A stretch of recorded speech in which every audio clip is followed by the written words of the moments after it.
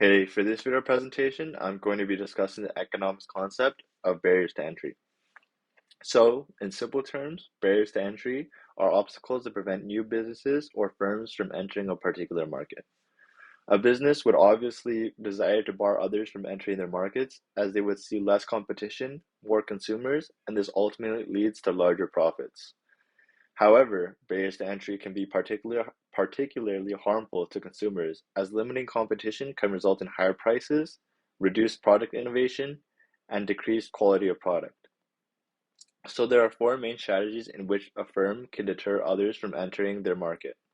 These four ways include demand-side strategies, which are strategies that attempt to secure and keep customers in their own market; supply strategies, which are strategies that aim to find unique cost advantages which would give them an edge in production and profit in comparison to other firms; regulatory strategies, which are strategies that motivate the government to pass regulations that benefit their own firm and deter others; and lastly, deterrent strategies, which are strategies that attempt to scare/threaten other firms from entering their market.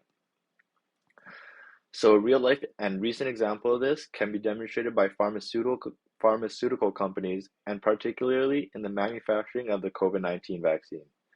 So as of 2023, there are only six COVID-19 vaccines that are authorized by the government.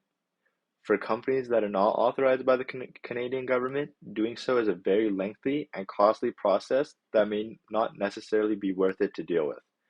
So this means that these six firms that have been authorized by the government have employed regulatory strategies to deter other pharmaceutical companies from entering their market.